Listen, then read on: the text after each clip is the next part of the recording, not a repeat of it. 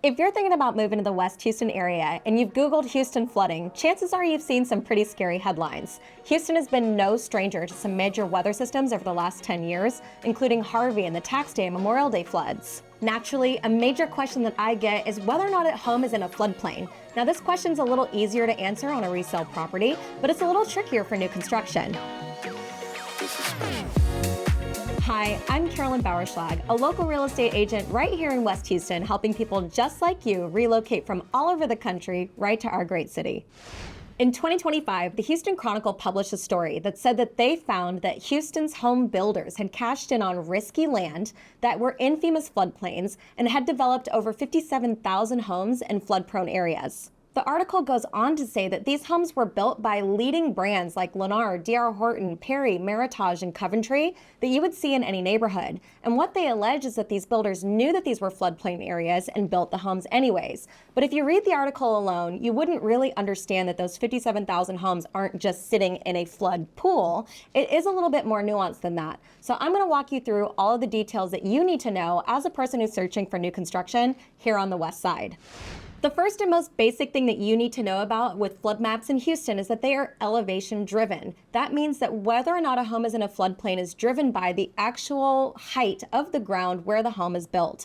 And what these builders do whenever they build new construction is they have to grade the homes or literally bring the dirt level up above the floodplain. Now, here's a tricky thing too. When you look at the flood maps, they are from FEMA, and oftentimes they say that they have not been updated since 2009, 2014, or they might have been amended a few years ago. But they for sure do not show any of the amending of the land that these builders have had to do in order to grade those homes out of the floodplain. So if by default you go to Waller County, Harris County, or Fort Bend County, and you look at the flood maps, it could very well look like every single home is in a floodplain, when in fact quite a bit of work has been done by county law and city ordinance to get these homes out of the risk area. Now, the particularly tricky part about this is that even as an 11-year professional in real estate with all the tools at my fingertips, I still have trouble getting accurate information from these floodplain maps.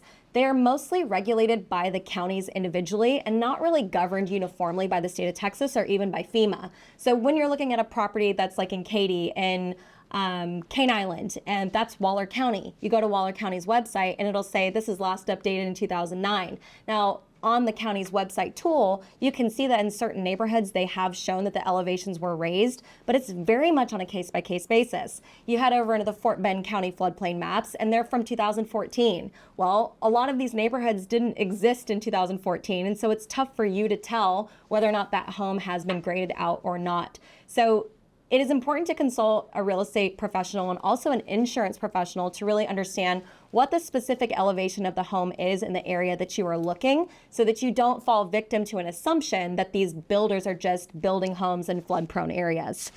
Second, it's important to know that there are ordinances that are put forth by municipalities, by cities, and by flood control districts that absolutely mandate that no new construction home can be built into a floodplain. Now let's talk about what a floodplain is for a second. We have different tiers of what we consider flood risk. So the safest or lowest flood risk is something that we would call Zone X, where in a million years we would not expect this area to take on water off of any watershed. The next flood tier is going to be called a low risk or a 500-year floodplain, where there's a 0.2% chance every year that a home would take on water. Now, by most county and municipality and flood control ordinances, it is fine, by their opinion, to have a home built into the 500-year floodplain because there is a 0.2% chance every year, relatively low, that the home would take on water.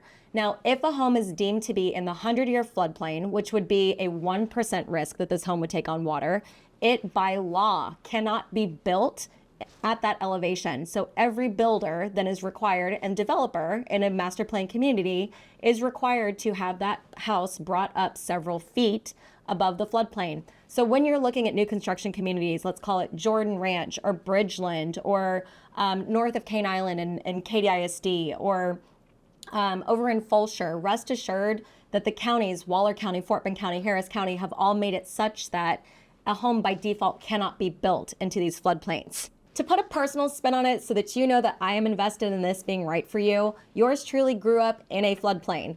I grew up in the May Creek area, which is on the east side of Katy, and my parents were in that house for 35 years. When they bought the home was not in any floodplain, and over time, because they were so close to the reservoir, it got kind of zoned into the 500-year floodplain. By the skin of their teeth, they did not flood during Hurricane Harvey.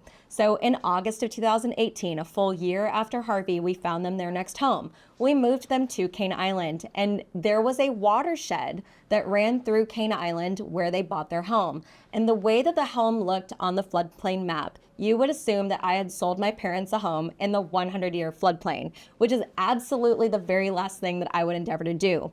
Now, what we knew and discovered just through experience and through interrogating everybody, including the county, the developer, and the builder, is that entire area was raised several feet with dirt on dirt on dirt on dirt. You can see it, to where none of these homes are in an area that would take on water. It's very clearly outside of whatever the flood risk was. The last call I would ever want to receive from a client is that a home that I helped them buy is one that flooded. So rest assured that if we're working together, you are going to be hyper educated on every possible thing that you can be for flood related risk.